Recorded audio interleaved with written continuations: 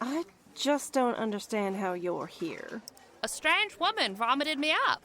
Yes, Miss Earheart. Unfortunately, I witnessed that happen, and you're still covered in fluid.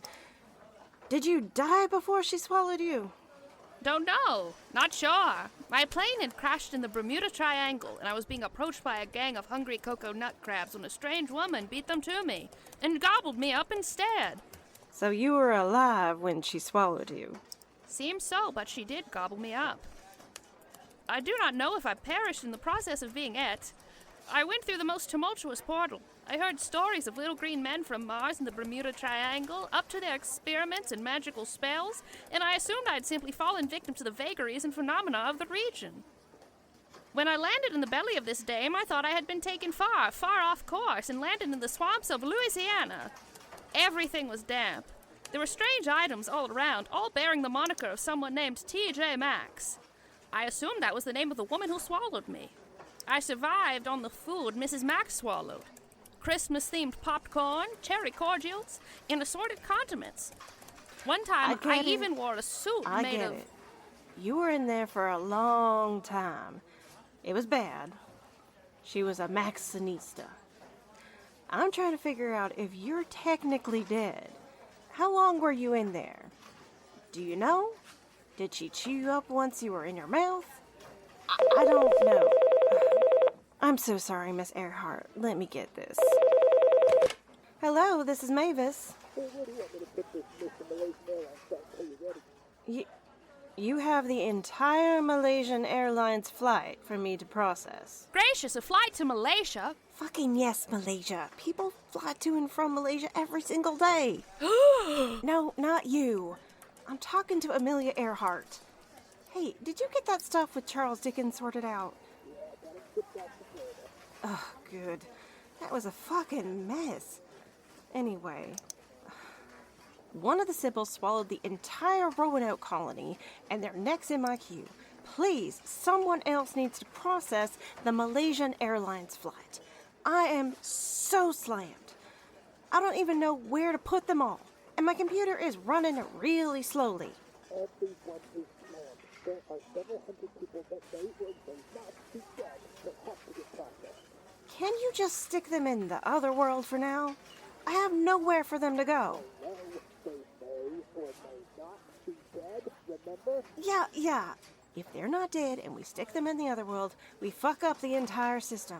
I know. Stick them in the lobby with the Roanoke colony. Yeah, okay. Bye. Sounds like those gals with the magical stomachs have caused quite a hiccup in your workday. That's an understatement, Amelia. Can I call you Amelia? Sure thing. We're really behind. Our system can't handle this many unexpected souls. I can't figure out if any of you are actually dead or not. I sent the last guy to our break room for a panini. Gosh, what's a panini? Hot flat Italian sandwich. Neat! So, Amelia, I need you to help me figure out if you're technically alive or dead. I can't do anything until I figure that out. You went missing in 1937. How long were you in there? Couldn't tell you. The sun would be out for weeks at a time, and then the perpetual night would take hold for a month or more. The nocturnal monsters would end their slumber, hungrily leaving their dark homes to... The sun rose and set in there. There was a sun in this tummy dimension. Yes, ma'am. And what year were you spit out? Maybe you were in there long enough that you should be dead regardless. What year is it now? The lady spit me out in the foyer over there. There is no exact time here at the DMV. It's all times at once, and no time at all. Since she barfed you out here, I have no clue how long you've been in there. You're like Schrodinger's aviatrix. Shall I start from the beginning? Perhaps we can figure out how long I was in there via context clues. You know, I don't actually have a better idea at this point. Go ahead, Amelia. Start at the beginning. After she swallowed me, I was shocked. More shocked than I was when the Secretary of State walked in on me and Eleanor Roosevelt bumping corned beefs in the Blue Room of the White House. When I landed, a Frenchman named Stuart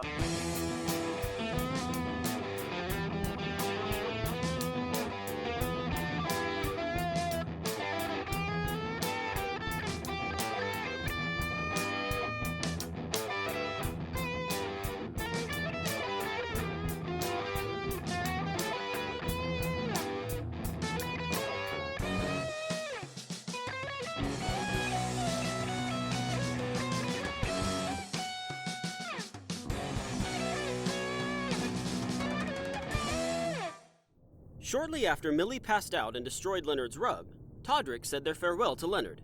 They assured him that they'd tell the DMV that everything seemed fine, meaning that nobody would be popping into Leonard's home for the time being. This was good, as Millie was bleeding out on his rug. He left her where she lay, covering her with a blanket and retiring for the evening in his own bed. When he awoke, he heard his shower running, and Millie had left her sleeping spot on the floor. Clearly, she hadn't died. Leonard decided to make coffee for them both, hoping they'd both feel better after some caffeine.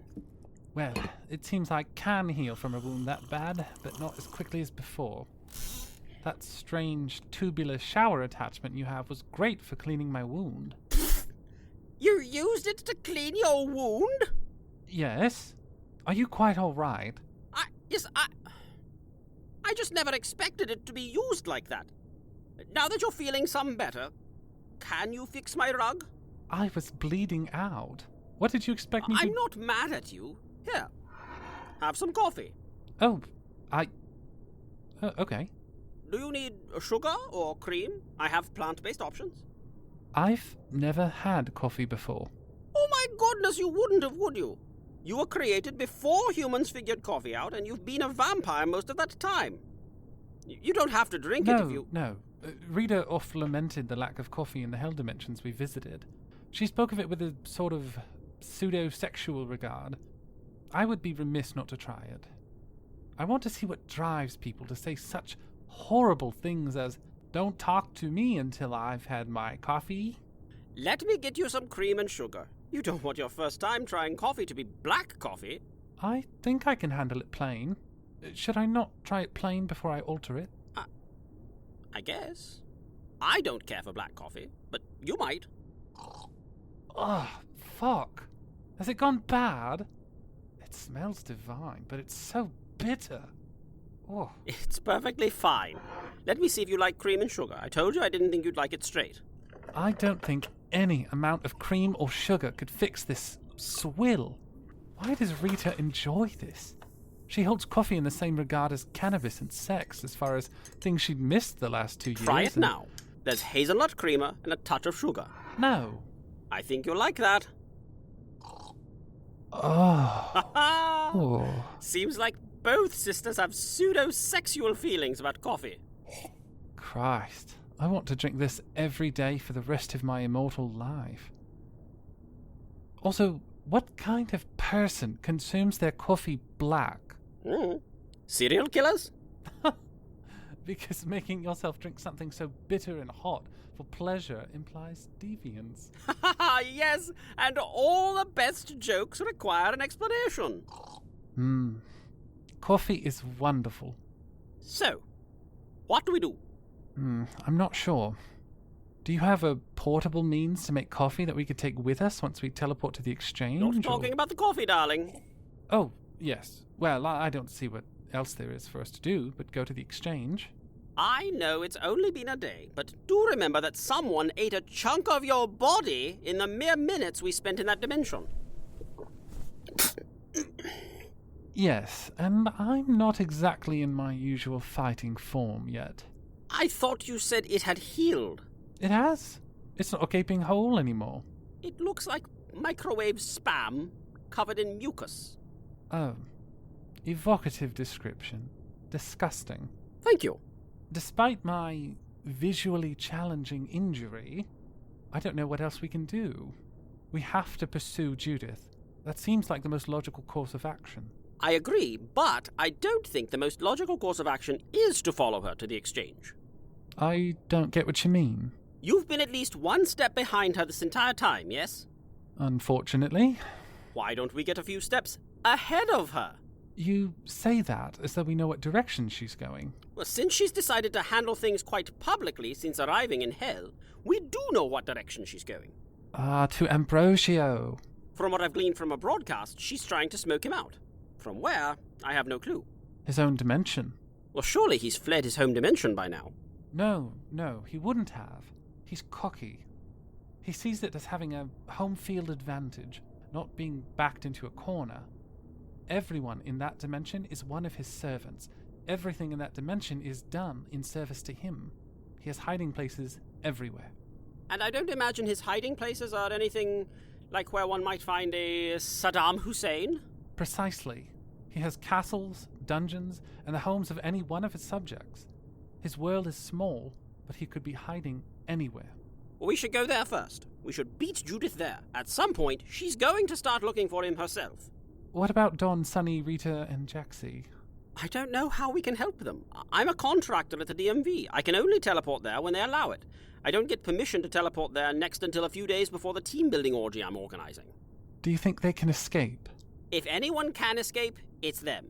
If they manage to escape, where do you think they'll go? Back to the exchange, maybe? Or vitriol? If the three of them put their heads together, do you think they'd decide to go to Ambrosio's dimension? Well, all roads are leading there. If they don't get there first, they'll get there eventually. I think it's more important that someone beat Judith to Ambrosio than it is for us to try and reunite with everyone beforehand. If you and I have to take on Ambrosio alone... Then we'll die horribly. But maybe we can take that evil bastard out with us. I wish there were a way to get the girls and Jacksie back, or at least to send them a message. I hate leaving all of this up to chance. I don't think we stand much chance of doing more than annoying Ambrosio if it's just the two of us. I wish we could retrieve them. We could try to find the mythical demon Rita made me ask about in every new hell dimension we visited. What in the world are you talking about? Rita heard rumor of what I'm beginning to believe is an urban legend, of a demon who can travel freely between all dimensions, who must be summoned by sleeping atop the bones of a child. She made me ask Genevieve! people, I'm sorry? Oh, I'm as silly as I am handsome. Rita is speaking of Genevieve. I can't believe I forgot about Genevieve. You know this demon, and her name is Genevieve. Yes, I can have her here in no time. You have the bones of a child here? No, I have a cell phone. Oh. Not everything has to be magic. I'll just text her. Oh, she's a long-time patron of the Bacchanal. She will gladly assist us. She helped me move here from my studio apartment. This way, we won't have to leave things up to chance. We can get the girls back. Why is someone who hurts children coming to your Bacchanal? I thought you were supposed to value human life and be progressive. Do we even want her help? I don't think I trust someone. Oh my God, hello! Why are you grinning at me like that? Are you unwell? Am I witnessing some neurological event? Should I contact Outside bones! Outside bones that live in your mouth! Humans, and many species of demon, are born with a temporary set of teeth. Teeth? Yes! The teeth in question are bones. Genevieve is a demon of Fey origin who collects the baby teeth of young humans in exchange for money. I texted her. If she's not busy, she could be here in a matter of minutes. Oh my fucking God. You're telling me that Rita had me asking around about the tooth fairy? That's what human children call her, yes. Some demon children call her Genevieve the Bone Collector. See, that name implies that she takes more than baby teeth. You know, I hadn't thought about that. That is quite upsetting. Yes. I should ask her about that when we... Oh. Oh, shit. Oh. Where's the fucking body? You needed me to help make a body disappear. Hello, Genevieve. No, why do you think I need help with a body? It looks like you dumped a gallon of blood on your carpet. Oh, no. That's mine. All of that from you, gorgeous? Yes, I had a bit of a run-in with a demon-vampire hybrid. Oh yeah, I heard about that bullshit in the exchange. You doing okay? Stable. It's much, much better than it was. Ugh, that looks like someone sneezed on a wet piece of lasagna. Put your shirt back down, Christ. Oh, come now, it's not really that bad. I don't think it... Had you not actually taken a good look at your wound recently? Nuh-uh. So what you call me for, Lenny? Hey, could I get a hit of that bean juice? Of course, cream or sugar. No, I take mine black. What's happening? Why are you looking at him like that? Oh, nothing. Nothing at all. Leonard and I were just talking about how interesting we find people who take their coffee black. Ugh, love you, Lenny. You make a cup of coffee that'll put hair in your ass crack. Whoops. In my case, I think that means someone needs to cut me off. What you call me about if it ain't moving a body or braiding your ass hair? I need you to bring 4 people from the DMV to here. A demigod, a human, a vampire, and a hellhound. How the fuck am I supposed to do that? Where are they at the DMV? Well, they might be in a holding cell. They might have escaped on their own. And they might be hiding. So what you telling me is I have to search the DMV for these people? And I imagine the DMV shouldn't know I am looking for them as well. No. Are you hearing just how big of a favor this is? Yes, I am asking a lot of you. Please. If we don't get them back, it will be bad. Take me to the DMV instead. What are you talking about? You go up there all the time. I can't teleport in right now, as it isn't close enough to my contracted time to be there. Millie, do you have something of Rita's? Let me see. I see, but you can teleport back out if I take you up there first. You thinking we can get close to your friends if we have something of theirs? Yes, I'm pretty good at finding folks. I'm familiar with the DMV, and I know Rita well, so it should be easier. If I have something of hers while you teleport me... We'll land somewhere close, I gotcha. What's this? This is Rita's Tamagotchi. She broke it, and I secretly retrieved the parts in case we could find someone to fix it. That was incredibly kind of you. I think she'd appreciate that.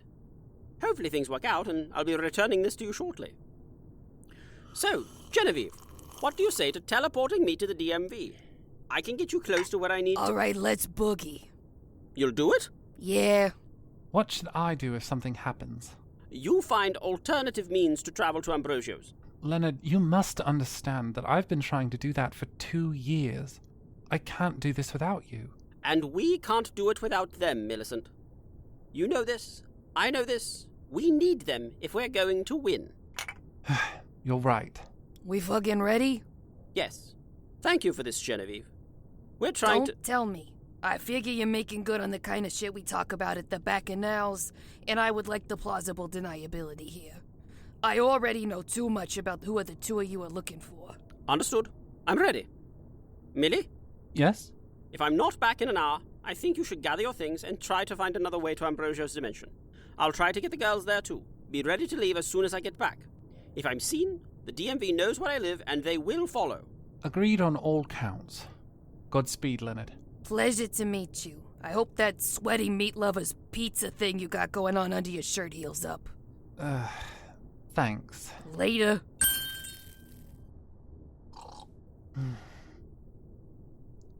Oh, Jesus Christ, that shower attachment was meant for his asshole, wasn't it?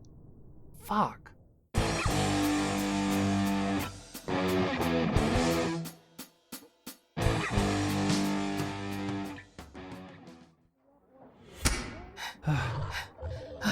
It's dark. It's fine, it's supposed to be. Rita, Dawn, Sunny, and Jacksie poofed into a room at the DMV. They had been poofing from room to room, hoping said room was empty when they arrived. Their Reaper robes were all covered in angel blood now, as Rita and Jacksie had gone beast mode on Azrael and 2 angelic guards. Walking out of the border patrol room was not an option any longer. The ladies and Jacksie were trying to buy time until Viv could open them a portal out of there. What is this room? This is the supply closet where I'd come to cry. Oh, I had one of those at Sanguis. We need Viv to hurry. I'm picking rooms that aren't usually busy, We are but... gonna get caught at some point. Yeah, and believe it or not, poofing this many people back to back to back to back is a little exhausting. This isn't as easy as it was before I died. Viv's working on it. She can't read where most of the transfer codes send people because it's in some weird angel language. She summoned your dad to come help, but we may not have time to be choosy. Please don't tell me that means... It means Viv may have to choose a code at random, and we just have to hope it's someplace safer than the DMV. I'm gonna have to jump in some random hole? I usually love jumping in random hole. Wait, what's all that noise outside? Not sure. Sounds busy as hell, like, really busy. Hold on. Yeah, I hear it too. What? Shh, someone's coming. What do? Poof to another room? No, it's too busy. The other rooms could be worse. Shh.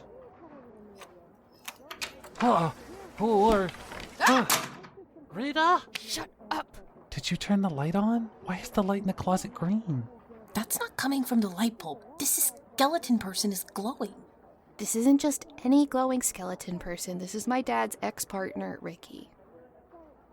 If I move my hand, would you please whisper? Mm-hmm. Okay. Oh my god, you don't have lungs. Why are you gasping?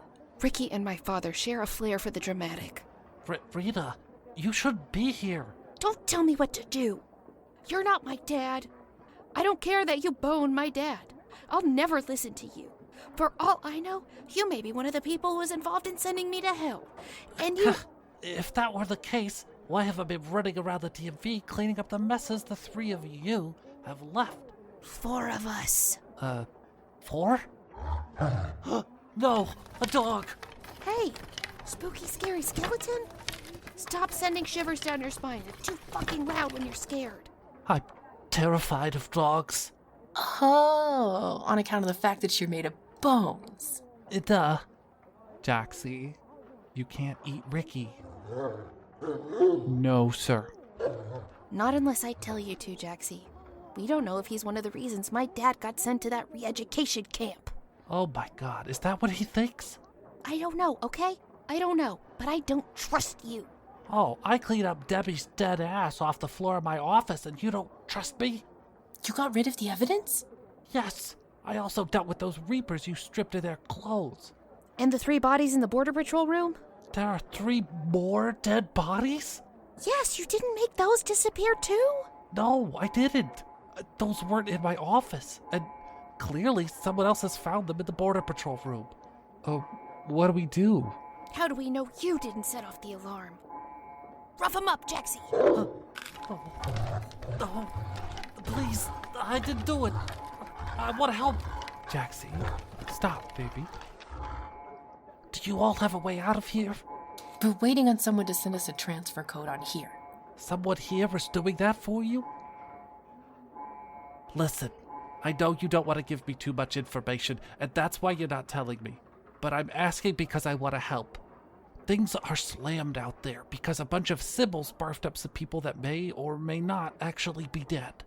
Oh my god. Yeah, I think this is part of a plan. The kind of thing they'd talk about at the Infernal Bacchanal. Oh, so you're comrades, Skelly Bones. I am. All that I'm asking for is you to let me walk out of here with a ream of paper as to not draw suspicion. Everyone here is distracted, so I think I could find an unattended computer for someone in processing. Processing? Processing newly dead souls. I could get you a code to wherever you want to go. I just need to know where. That's a good question. We don't know where the portal our contact is opening will go. Ideally, I think we'd all like to go to the exchange. Oh, no. You do not want to go there right now. Why? Judith. She started turning demons into vampires. That's part of why we're so backed up here. It's unprecedented, and we don't know how to catch up. The whole system is falling apart. These demon vamps are... they're bad. The exchange is where our friends went, though. Maybe we can... There you go, handsome. The fucking DMV. Jesus Christ. Leonard? Hello, darlings. My lord, it's crap. Oh, hello, Ricky. I should have known you were involved. Whoa, get a load of these glowing bones you got. Oh my god, who are you? Be quiet. You have to shut up. Hey, you hanging on to all these? My bones? Yeah. I mean, yeah, they're my bones. Well, if you ever need some cash and you don't mind parting with some, I'm in the market. Let me get you one of my business cards. Ugh. Ow! Sorry. Watch it. Elbows. Alright, that's my cell. If you're not comfortable with me having your phone number just sleep on the bones of a child, I'll be there. Thanks, I think. That's all you need from me, Lenny. Yes, thank you. Hasta lumbago. Leonard, are you taking care of them? Yes. Good. I'm gonna go do my best to help. Rita? Yeah? Tell your dad. I love him. Okay, Ricky. Sorry I was stern with you. That's okay, Rita. You're right. I'm not your dad, and you don't have to do what I say. Thank you, step-papa. Ow! Ugh, we have to get out of here. I'm gonna have a fucking meltdown. and we're about to get caught. Ready, ladies? Oh, and you too, sweet boy. Good luck. There are people on your side up here. Thanks, Ricky. Everyone holding hands? Yep. Let's fuck off and get out of here. All right. Time to get out of this closet and act like everything's okay. Geez, they knocked down half a shelf of stuff. It's a mine... Whoa! Ah, my freaking coccyx!